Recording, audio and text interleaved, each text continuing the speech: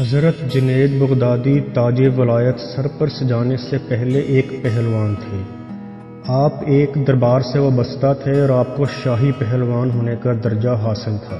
بادشاہ کو آپ کی طاقت اور مہارت پر بہت فخر تھا اور اس نے اعلان کر رکھا تھا کہ جو بھی جنید بغدادی کو شکست دے گا اسے بہت بھاری انعام دیا جائے گا۔ ایک دفعہ ایک نہایت کمزور اور بوڑھا سید آیا اور کہنے لگا کہ میں شاہی پہلوان جنید بغدادی سے کشتی لڑوں گا اور اس کو شکست بھی دوں گا۔ سب نے اس کا مذاق اڑانا شروع کر دیا کہ تم کمزور سے بوڑھے انسان کا جوان سال مضبوط جسم و جان کے شاہی پہلوان سے کیا مقابلہ، کہیں دماغ تو تمہارا نہیں خراب؟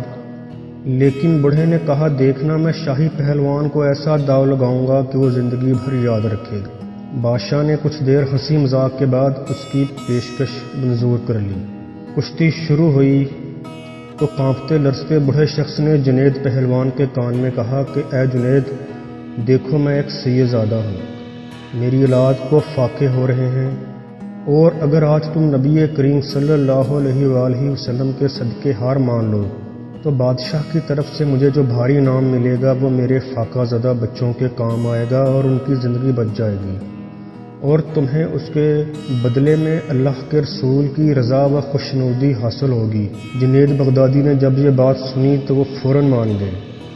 اس زمانے میں شاہی پہلوان کی شکست بادشاہ کی شکست سمجھی جاتی تھی، لیکن آپ نے اس بات کی پرواہ نہیں کی کہ آپ کی ہار سے غصے میں آ کر بادشاہ آپ کو نوکری سے نکال دے گا یا اپنی توہین سمجھ کر آپ کو کوئی اور سزا دے گا۔ اس کے بعد کشتی شروع ہوئی اور تھوڑی دیر کی جھوٹ موٹ کی زور ماری کے بعد حضرت جنید بغدادی نیچے گر گئے۔ سید زادہ آپ کے سینے پر سوار ہو گیا اور آپ پر مکے برسانے لگا۔ اس نے آپ کو تمانچے مارے اور آپ نے تھوڑی دیر بعد ہار مان لی اور اس بوڑھے نے میدان مار لیا، اور پھر طے شدہ شرط کے مطابق اس بوڑھے کو بادشاہ کی طرف سے بھاری انعام ملا۔ اس نے آپ کا شکریہ ادا کیا اور خوش خوش گھر لوٹ گیا۔ اس رات جب جنید گھر واپس پہنچے اور سوئے تو رات میں خواب میں دیکھا کہ حضور صلی اللہ علیہ وآلہ وسلم تشریف لائے ہیں، اور انہوں نے جنید بغدادی کو بشارت دیتے ہوئے کہا کہ اے جنید، تم نے ہمارے نام پر غریب پروری کی تو لو آج اللہ نے تمہیں ولایت سے نواز دیا، جو آج سے تم ولی اللہ ہو۔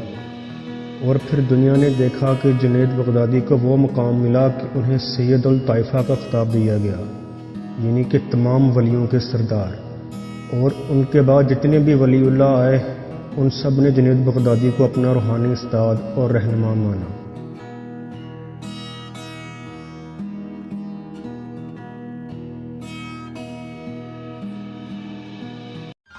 ایسی اور بہت سی دلچسپ اور معلوماتی مگر چھوٹی چھوٹی ویڈیوز دیکھنے کے لیے ہمارا چینل سبسکرائب کریں اور ساتھ میں بیل آئیکن دبانا نہ بھولیے گا۔